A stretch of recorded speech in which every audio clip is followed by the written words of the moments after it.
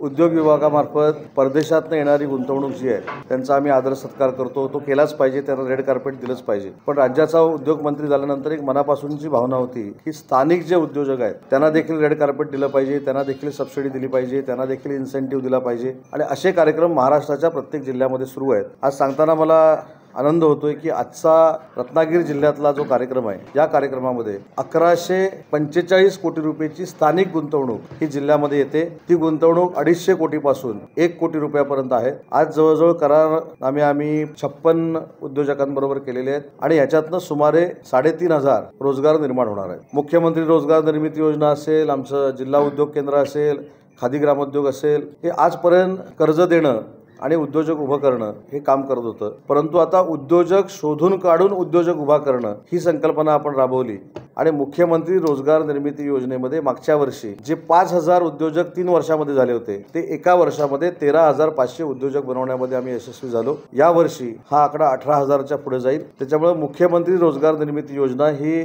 तरुणांसाठी, तरुणींसाठी, बचत गटासाठी, वैयक्तिक महिलांच्या लाभासाठी, पर्यटनासाठी अतिशय उपयुक्त अशी योजना आहे. आणि त्याचा जो सबसिडीचा भाग आहे तो 3 वर्षामध्ये 150 कोटी रुपये होता. मागच्या एका वर्षामध्ये आम्ही 250 कोटी रुपये सबसिडीच्या पोटी या योजनेतनं वाटलेले आहेत. त्याच्यामुळे अनेक उद्योजक ह्याच्यातनं तयार झालेत. आज वर्तमानपत्रातनं आपण बघितलं असेल की आपण मँगो पार्क, कॅशू पार्क आणि फूड पार्क हे रत्नागिरीमध्ये करणार अशी घोषणा केलेली होती. आज त्याच पार्कचं 66 कोटीचं टेंडर हे आजच MIDCनं फ्लॅश केलेलं आहे. आणि सांगताना मला आनंद आहे की किमान 1000 कोटीची इन्व्हेस्टमेंट या पार्कमध्ये होणार आहे. याच्यातली 1/4 ही रत्नागिरी जिल्ह्यातलीच आहे. त्या उद्योजकांची नावं मी ज्यावेळी आमचे MOU होतील त्यावेळी जाहीर करेन. आणि याच्यातनं देखील सुमारे 4000 लोकांना रोजगार हा रत्नागिरीमध्ये तयार होणार आहे. मगाशी मी जे भाषणात सांगितलं की स्टरलाइटची आपल्याकडे जागा होती 500 एकर.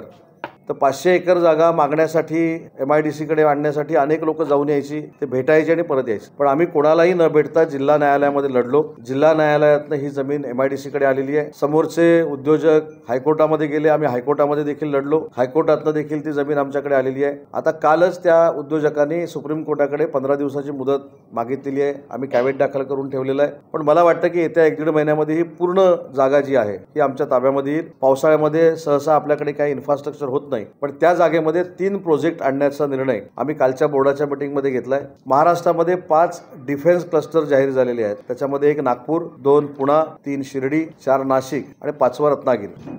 या 5ही ठिकाणी 200-200 एकर जागा ही डिफेन्स क्लस्टरला लागणार आहे. त्यातली 200 एकर जागा ही रत्नागिरीमधली स्टरलाइटमधली देण्याचा निर्णय हा आम्ही घेतलेला आहे. स्टरलाइटची जागा ज्या लोकांनी, शेतकऱ्यांनी दिली त्यांच्या काही शंका आहेत त्या देखील मी बसून दूर करेन. आजच टाटा बरोबर आमचा एक MOU झाला. 191 कोटी रुपये टाटा रत्नागिरी जिल्ह्यामध्ये इन्व्हेस्ट करतोय ट्रेनिंगसाठी आणि त्याच्यातला 33 कोटीचा हिस्सा हा MIDCचा आहे. ते देखील ट्रेनिंग सेंटर रत्नागिरीमध्ये होणार आहे. आणि आजच एक टीम आलेली आहे जेम्स अँड ज्वेलरीची. म्हणजे 1 महिन्यापूर्वी कामत साहेब आपल्याला आठवत असेल एक पत्रकार परिषद झाली आणि जेम्स अँड ज्वेलरी अख्खी सुरतमध्ये गेली. अशा पद्धतीचा एक नॅरेटिव्ह सेट करण्याचा काही लोकांनी प्रयत्न केला. पण जे एक उद्योजक गेले होते ते पण परत आलेले आहेत. 21 एकर जागेवर 50,000 कोटी रुपये खर्च करून देशातला सगळ्यात मोठा जेम्स अँड ज्वेलरी पार्क नवी मुंबईमध्ये होतोय. आणि याच्यातनं 50,000 ते 1,00,000 लोकांना रोजगार मिळणार. मग तो रोजगार कुठच्या टाईपचा आहे त्याचा अभ्यास आम्ही केलाय. ती टीम या ठिकाणी आलेली आहे आणि पुढच्या 2 महिन्यामध्ये जेम्स अँड ज्वेलरीवर आधारित ट्रेनिंग कोर्सेस हे आपण रत्नागिरीमध्ये सुरू करतोय.